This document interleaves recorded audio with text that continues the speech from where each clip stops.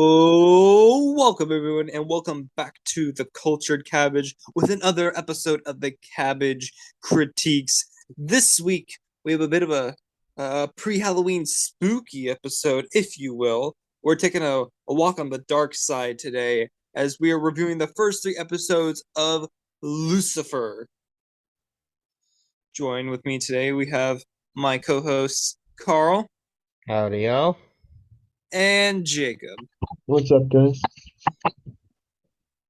We have just finished wrapping up our last weekly news roundup, and we're talking about Lucy himself.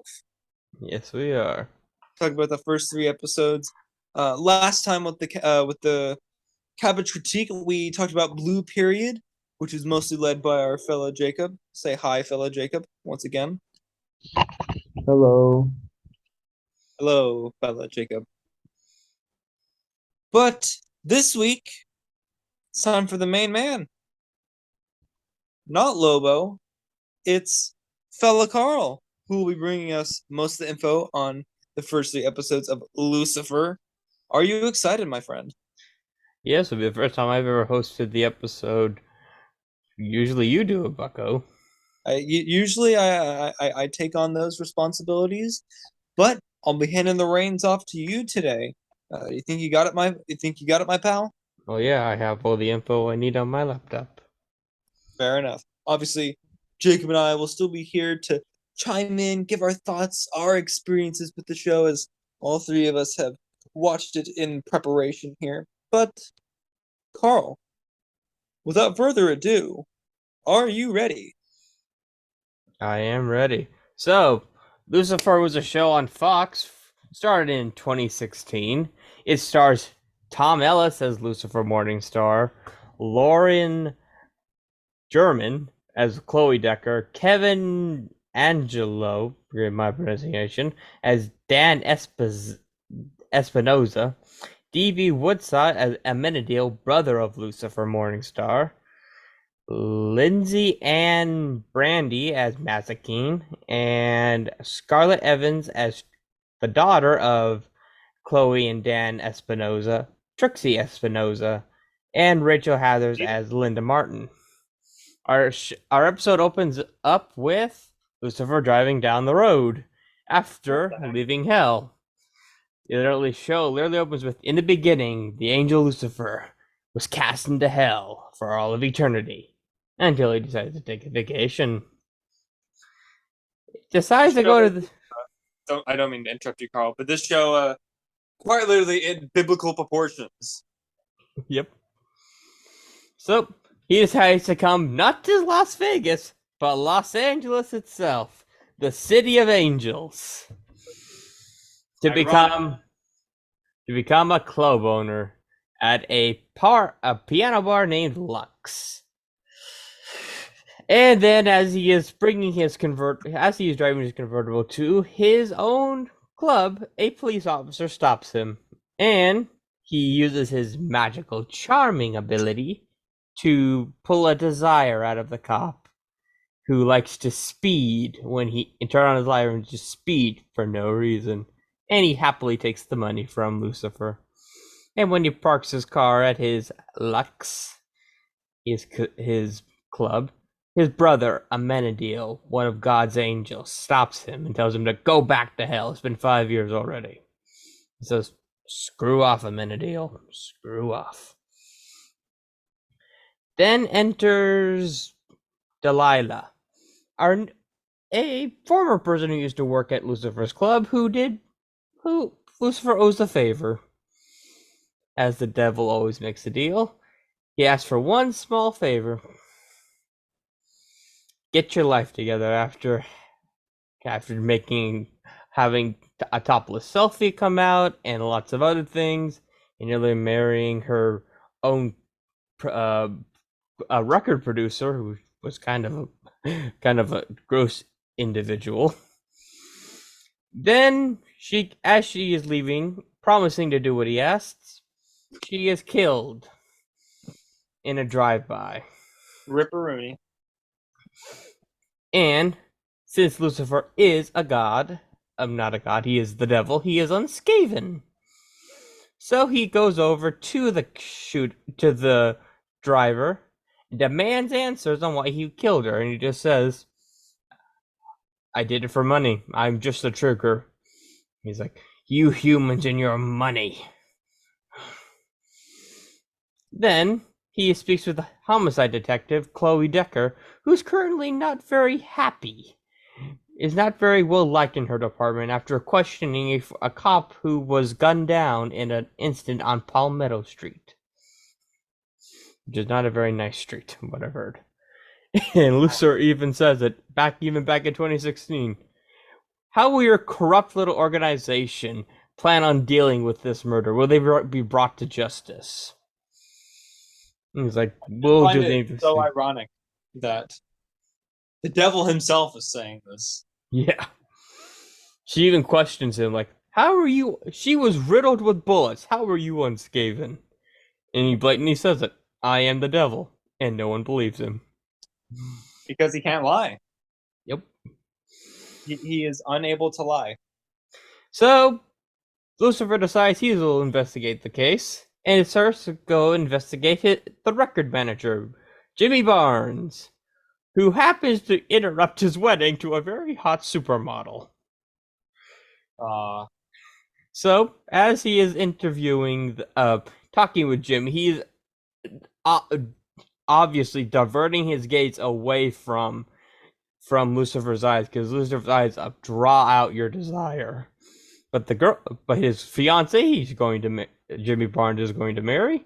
She looks right in his eyes and tells everyone in the wedding chapel, "I really don't want to have sex with him. I really don't."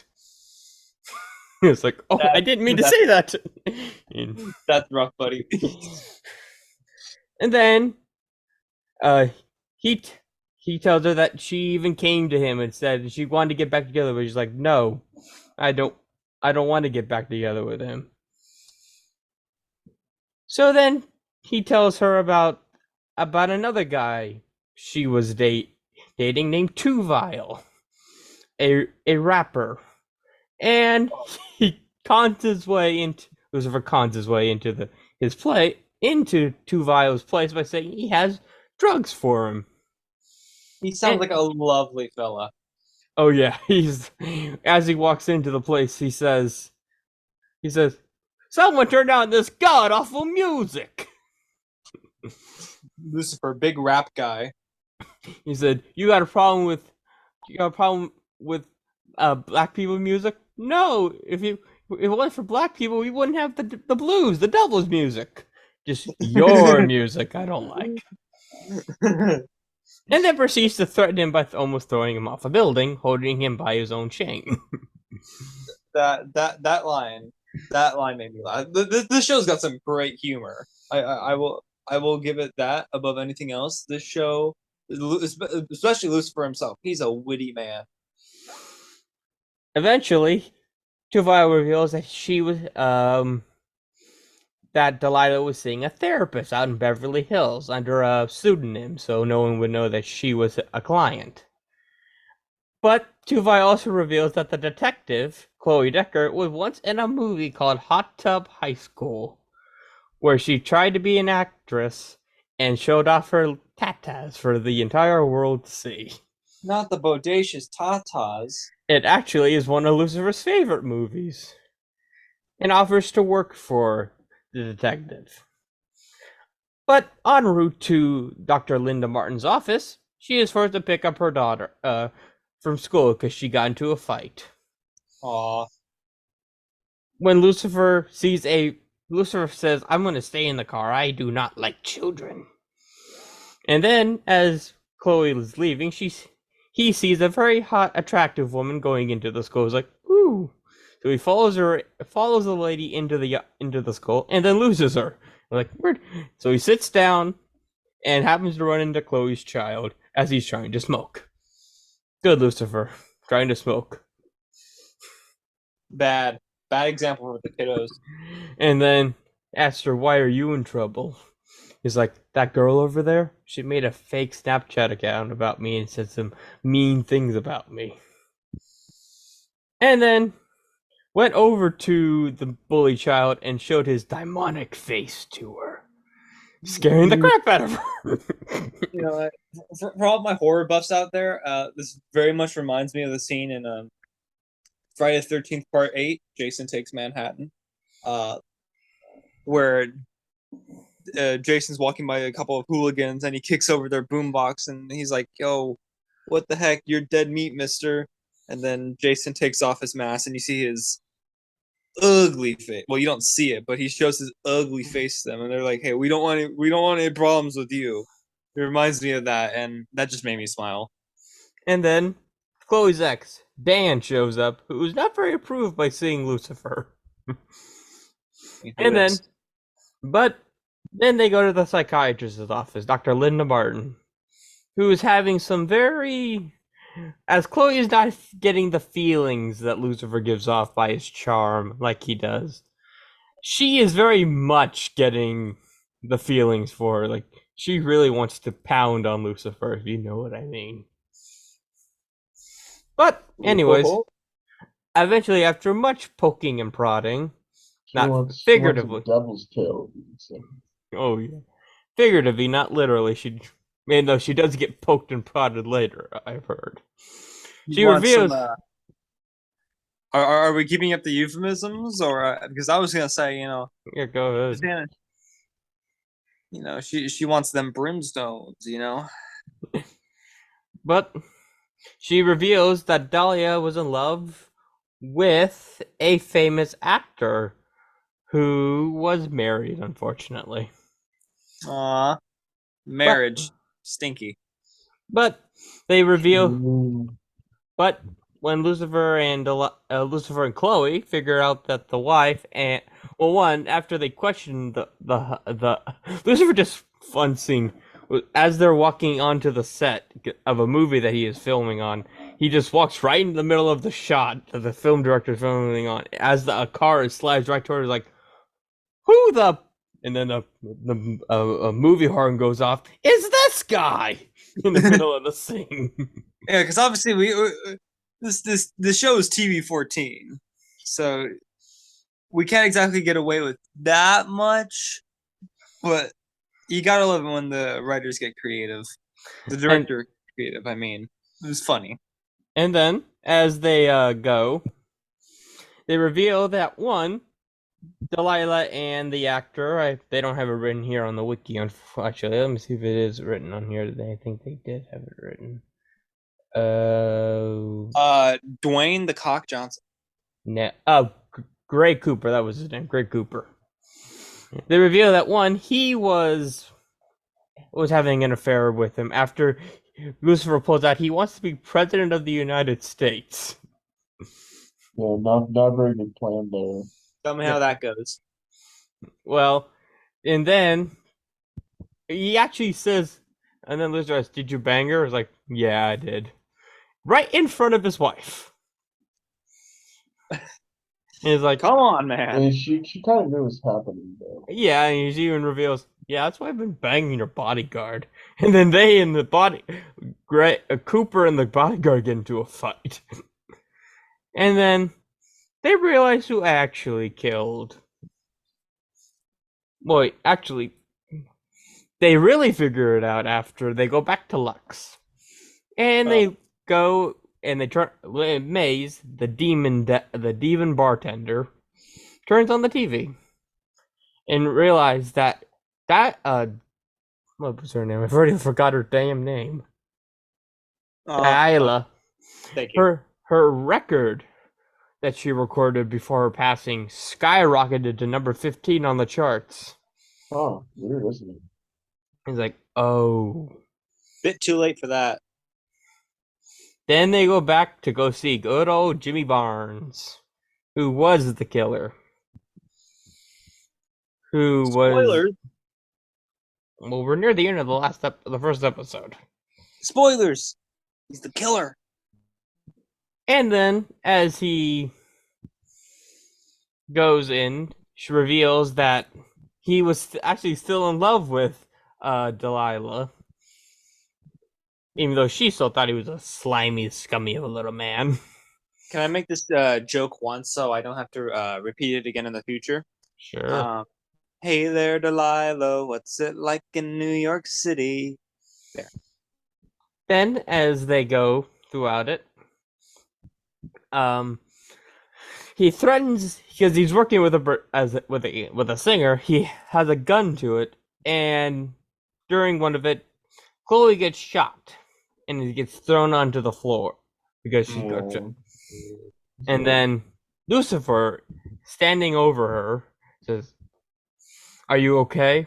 He's like, and then he's getting shot in the back. It's like, "Sorry, I got something to deal with." Yeah, completely unfazed.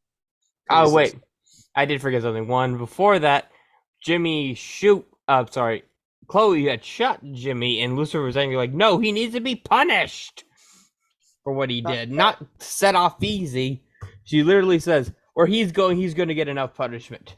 Like, no, I'm here. But then he shoots Chloe, and then he picks up Jimmy, pushes him into a mirror, and shows him his devil face. Which one thing was, they're two different faces.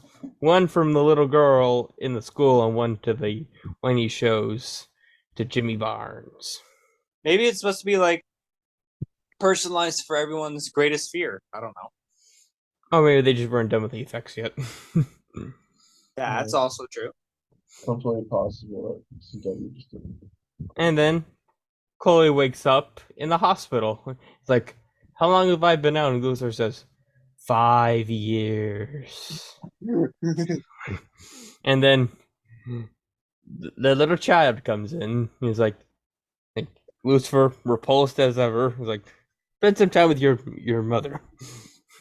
And then he leaves and drives. As he's going back to Lux, time stops again because his brother Menadil shows back up. Like, "Time to return to hell, Lucy." Like, no. And then goes back into Lux. And that was the first episode, the pilot. What did you two think of the pilot? I mean, as pilots go, I mean, with any show, its pilot, of course, usually isn't the best episode. Sometimes doesn't always hook you in. But you know, with this one, I feel like it was the exception. At least from my experience, I enjoyed the episode. Like enough happens in it, but it's not too much at the same time. Like I said, I love how witty Lucifer is, and just like the overall feel of like what he does, what he is. Like he's not like a grade A like not sadomasochist, just a flat out sadist. But he's not exactly a good person either. No. But I just find the way that he is extremely compelling and entertaining.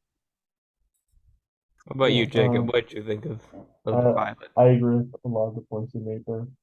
I think if you like the pilot, you'll enjoy the rest of the show, or the rest of the episodes that I watched at least, because it's very indicative of that. I mean, for me, whose first introduction to Lucifer was through Crisis on Infinite Earths, I didn't know much about him, but after seeing this, the dominoes kind of fall into place just a little bit more. It seemed like they're trying to copy something with the funny Brit stuff. They didn't have the rights to Constantine. So. But those are my thoughts on it. Karl, you ready to jump into episode 2? Yep, episode 2, which is actually, this one is a play on the old Stay Good Dog, called Good Stay Good Devil. Stay Good Devil. Also, I can't wait till he heads to Georgia. I'm waiting for that episode. While Lucifer is walking down the street, he runs into a street preacher who's telling him about how the devil walks among us. And he's like, You have no idea. Yep, he literally says, "Do you see the devil in the morning?" Like literally every day. Wait, I think he He says, says that every time I look in the mirror. "Yep," and then soon, and then he's annoyed. Then he turns the mic away. He's like, "What you doing here, pal? I'm enjoying your performance." Well, like, I'm not sharing my tips with you. Oh, so you don't believe in what you say? So what you gonna do about it? I'm gonna make you a believer. And then he shows him his devil face. But oddly, only him, not the other people around him. Just No, him. he pulls it out and never ceases to entertain. Yep. So, uh, then the man throws his money can in the air as he runs away, scared of Lucifer. Uh, then he goes to his first therapy with Dr. Linda Martin, which he actually talked about in the last episode. I forgot to mention it. He says, "We can have as much cuddle time as we want, but you're going to have to help me with a few things." And he's talking about Linda doesn't believe that he's the devil, like everyone else in the show, minus Maze and Amenadiel. He thinks it's just a metaphor.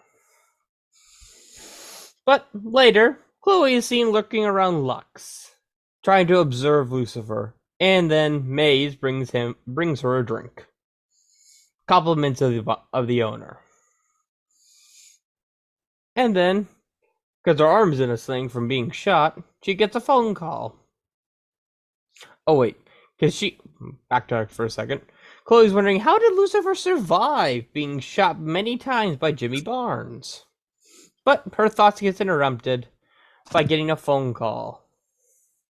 A magician never tells the secrets.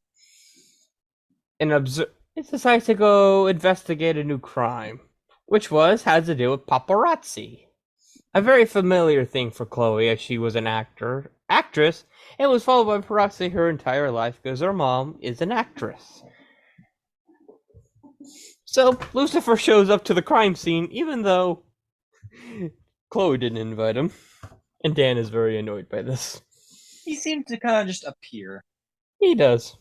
Anyways, after that, Chloe goes home, and Lucifer visits Chloe at her home to figure out what Nick, the guy who is questioned about the crime scene. Oh wait, I'm skipping something over. Sorry. All good. He shows up to the crime scene and interrogates the paparazzi, Nick Hoffmeister. However, Dan interrupts them before they can get the answers they want.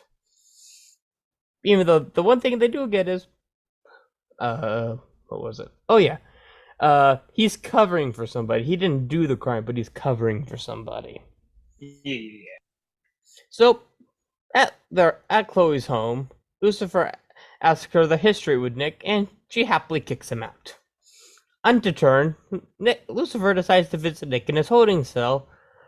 After using his charming personality on the desk sergeant, he goes into the cell and figures out why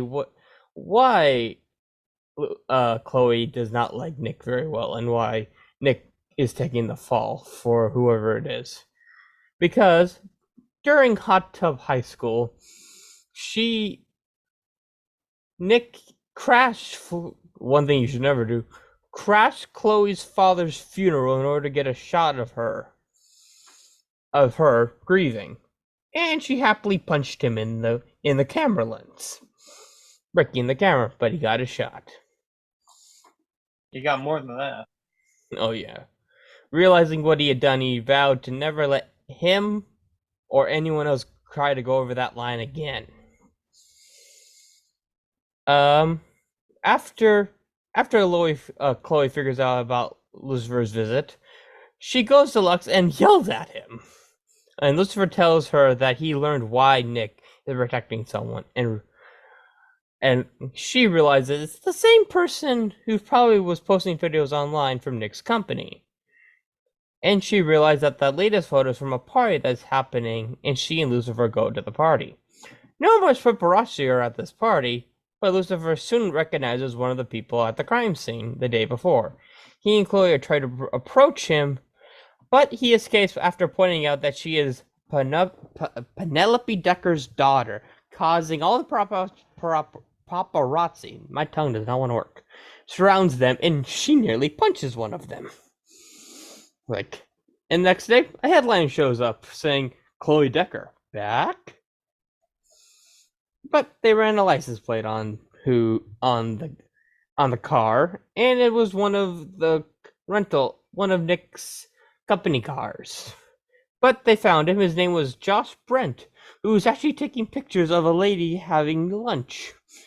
And he was trying to take a scandalous picture of, unfortunately, up her skirt. Bad Josh. Bad boy. And then, after a while, they realized, Lucifer asked him what he desires, and he always wants to be first for the photographs. How interesting. Then they realized, after they went back to Lux, that all of Josh's pictures first were all gruesome celebrity deaths, overdoses, suicides, murders, and finally, then they figured out that Josh was the one who ran the kid off the road that they've been investigating. How interesting. So then, Lucifer, saying that they need Chloe telling him that they needed evidence, and Chloe going to go talk to Nick about Josh, tells him about the accident, asking for his help. Chloe leaves to go take a call. When she returns, Nick is gone. And she asks the death sergeant what happened to him, and Lucifer took him. And she literally says, "Oh, not again." She got bamboozled again. Later on, earlier in the episode, I didn't forget to mention, Amenadiel, his brother, showed up again, telling him to go back to hell. And gave him an offer: go back to hell, and Father might talk to you again. Father, obviously, being God. And then Lucifer takes Nick to a deserted street where they meet, where Maze, the demon, shows up with Josh. And then Lucifer reveals that each man was about to betray each other, and the Maze hands a gun to each one of them. Josh tries to shoot Nick first, but his gun is empty. Shocked and hurt, unfortunately, Nick picks up his own gun and points it at Josh. Chloe arrives to try to stop them, but unfortunate. Realizing he had done realizing where it was. Realizing that this would not be very good for either of them, Lucifer prays, calling Amenadiel and stopping time. Telling him, "You called? Yeah, I'm surprised too. Like, you decided to accept my offer." "Oh, no. I just needed your help to make a bad thing out of a good thing out of a bad situation." As he plucks the bullet out of the air. And then, saving Nick from becoming a murderer, and Amenadiel leaves this time, resuming at normal speed. Chloe shocked to find Lucifer when Chloe finding Josh not been shot, Josh being kicked in the balls by Lucifer as time was frozen, and Lucifer behind her. Later on, Chloe goes to visit Jimmy Barnes in a mental hospital. Try to ask him about Lucifer, but Barnes becomes frightened and starts banging his own head against the wall with blood spouting out of it. The authorities restrain him as he continues to struggle, screaming, "He's the devil! He's the devil!" What did you two think of Stay? Good devil.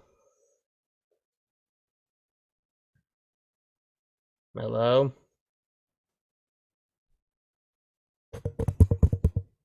Jacob. Yo. Yeah. What did you two think of this episode? I thought it was fun. Anything, I don't know, I just wasn't high on the show very much. So it didn't have much commentary, so. I thought it was a good little continuation. Obviously, not as much to take in as the first episode, but obviously that's Alright. usually the case. I'm just tired. You guys have to do the third episode without me. But I liked it. Like I said, I enjoy Lucifer. He's a funny man. He is. So, with a nice group of people who really need to liven up. Yes. And hopefully not dead enough and go to hell. And yeah, No, there's a joke in there they somewhere. couldn't do anything, you know. So, moving on to the third and final episode that we're going to cover today, we have a title that's appropriately called The Would-Be Prince of Darkness. Love it. A very terrifying scene happens as when we load into this episode. We see a very distraught woman standing on a ledge in a cocktail dress. And then all of a sudden, Lucifer shows up behind her and tells her, "Jump. Go ahead, you know you want to. Will it hurt? I don't know, you'll have to find out." And we all think, is he literally encouraged someone to kill themselves? Like, no, jumping into a pool. Very funny. And as he's going around, he sees the host of the party, Ty Butney, who is a star quarterback player. A star quarterback. What? I just said that's a name and a half. This show is full of fun names. Yeah. So as they go through, he sees a redhead talking with Ty Butney. He's like, she's trying to convince him to have sex with him because he is oddly a virgin. Whoa. Which is a very hard thing to do in LA.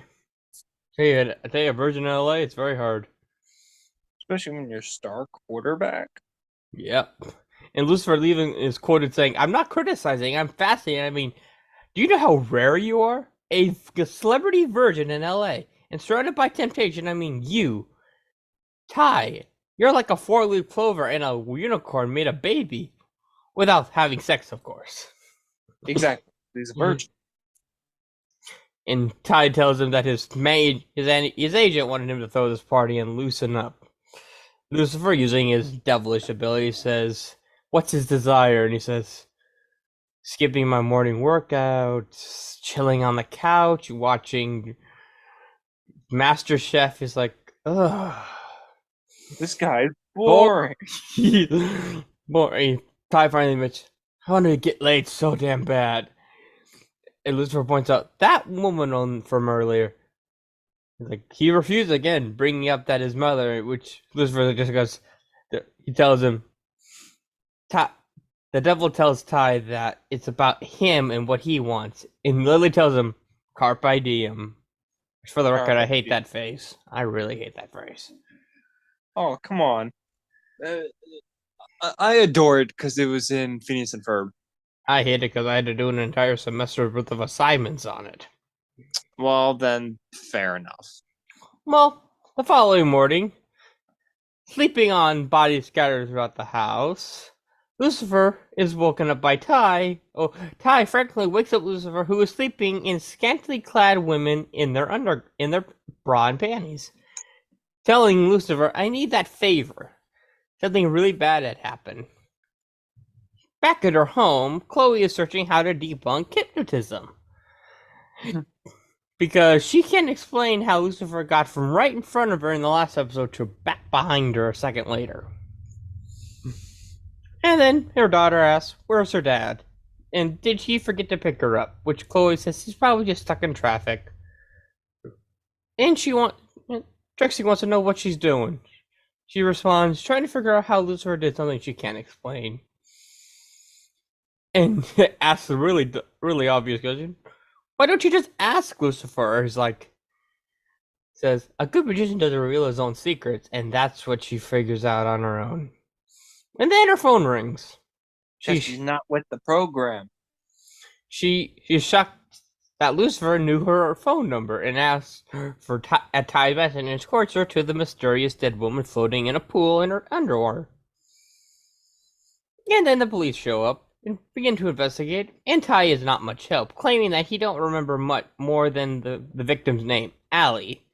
Chloe seemed displeased that Lucifer used her as his personal police contact, and informs and influences with messing with evidence, she asks him for his alibi. Lucifer tells him about the girls he was sleeping with. After Ty, Chloe and Lucifer look over to some photos from the party. Chloe drags Lucifer out of the house and leaves him among the other witnesses, telling him to stay there until he has something to offer. Then, in the bedroom, Chloe is telling, as they're looking through evidence, she's looking through all the handbags and is like, and then Dan shows up and arrives and apologizes for not showing up to her house to pick up their daughter.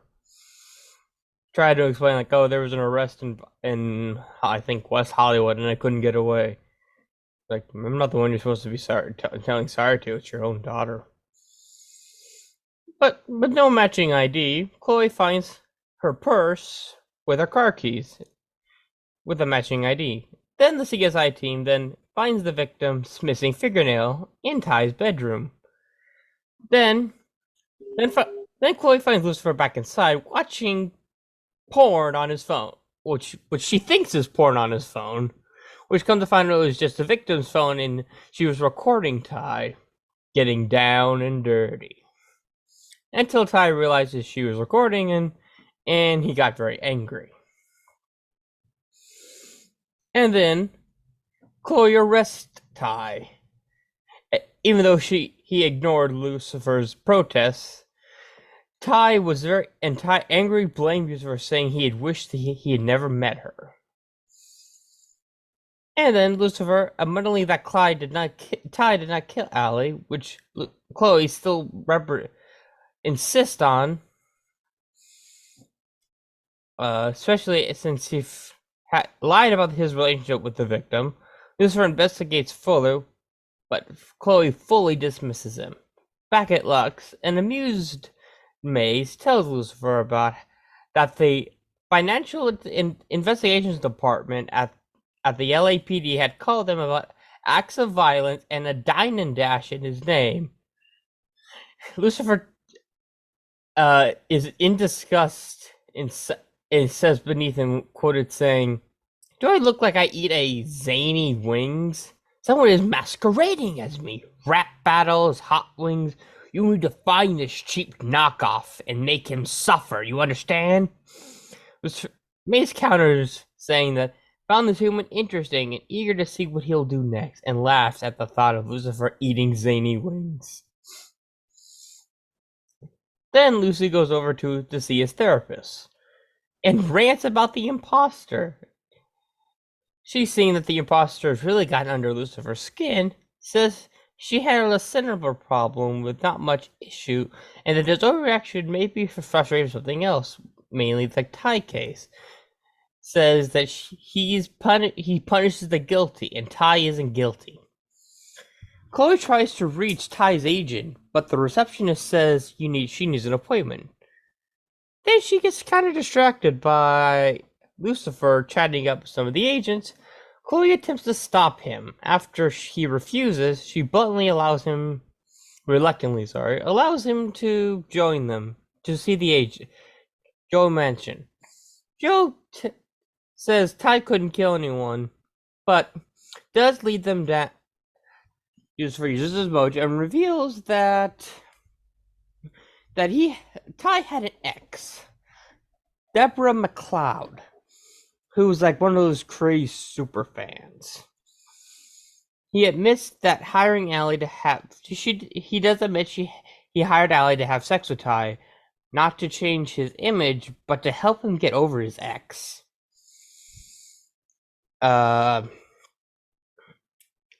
Because his ex, unfortunately, had become a little bit of possessive. I bet you all know how that feels sometimes. You know how that feels, DJ? Never mind. Well, as they're waiting for Deborah, Chloe talks about Lucifer's interest in the killer, asking him why you pushed him. Is it because you pushed him toward Allie at the party? As they're talking, Deborah, who doesn't want to do anything with them, goes toward her car, and then it explodes. Uh-oh. And then they found out it had a remote detonator. And then they found out her alibi was her weeping and eating frozen yogurt at a place for 3 hours, including the time of the victim's murder. Dan suggests that they talk to Ronnie Hillman, the longtime Hollywood fixer, who was also spotted at the scene, but she would never talk to the cops. They arranged for Lucy to vouch for Dan to make an opportunity to arrest her. Am I up for encouraging someone to commit a nefarious act? Let me think. Put me in, coach. Lucy meets with Ronnie at his club, telling her that someone else needs her assistance. She assumed it's his issue with the imposter. After a moment of thought, Lucifer runs with it, making a deal with her to find the imposter. She leaves without the planned intro with Dan, and tells them to just sit tight. Ronnie returns with the would-be Prince of Darkness, bringing him to Lux blindfolded. The imposter did not look or match or sound anything like Lucifer, but boldly claimed he was Lucifer. Lucifer is less than amused. He was quoted saying, You are now. Well, you're certainly a bit of busy bee, haven't you, Lucifer? Apparently you've started a modeling agency, pitched a web series, and I heard you've been very active with the women. Seem more you're much of a two-pump chunk. Well, can't have you ruining the Lucifer brand, now can you? What do you say, Mace? Impalement? Freaked out, the imposter admits he only pretended to be Lucifer to get women, free drinks, and his real name is Justin, and he's from Sherman Oaks. Lucifer is instead and says he will destroy him, but hesitates when Mace says that it's almost like he's punishing himself. Then he tells Justin to leave. Mace is not happy about that. Lucifer then apologizes to Ronnie as the cops enter to arrest her. She denies killing Allie, accusing Deborah. Ronnie says she's been working with Allie for months. Ty wanted the blackmail special on Ty. When Lucifer found that odd, Chloe realized that Hanson killed Allie, but she said they couldn't have any proof. They didn't have any proof. Then they decide to go to the meeting agency. Oh wait. Another thing, only reason why he could have painted Deborah as the killer is if he was already there. Now at a meeting with Ty's agent, Joe is showing Ty how he can protect him from bad publicity. When Lucifer and Chloe enter, he tells him that she needs to question Ty more, promoting Hanson to admit that he was at the party. Ty is confused that his own agent would plan to blackmail him with a sex video, but realizes that it's because he had one meeting with another agency. Joe couldn't deal with how important Ty was to him.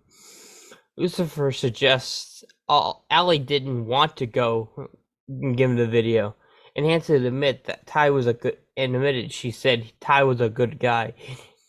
She didn't want to go through with the plan. Hanson claimed he only wanted her damn phone, but he squeezed too hard, in quotes.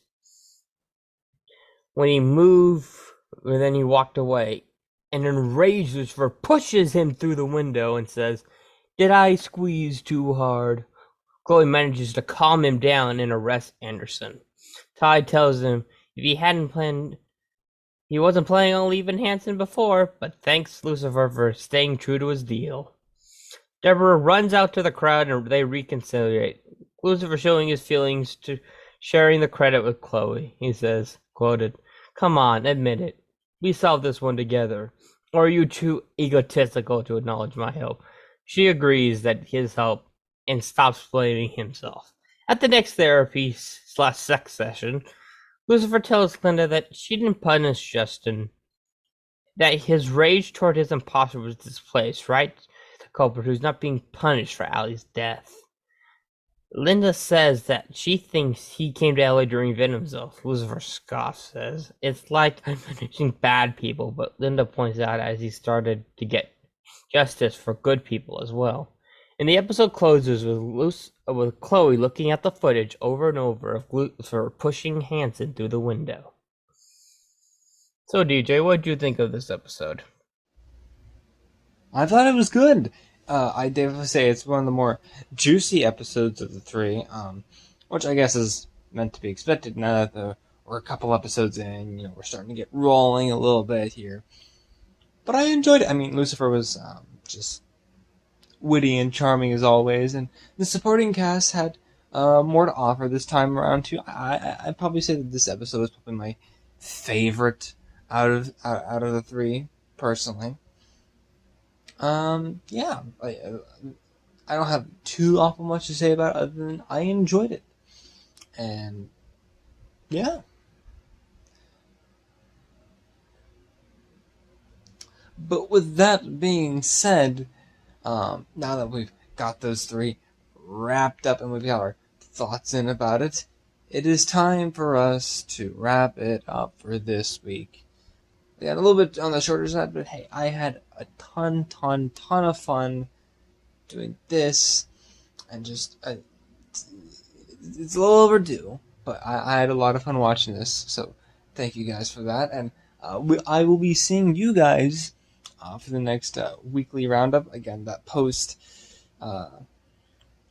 convention slum was still kind of in effect, but hey, I'm sure we'll still make something out of it like we did last week. And next week, we haven't quite figured that out yet, but hopefully if we get the chance, maybe we can bring in a new series we've been thinking of. But for now, on behalf of Karl and Jacob, this is your favorite Southern Californian son, signing off. Bye-bye. See you, y'all. Night.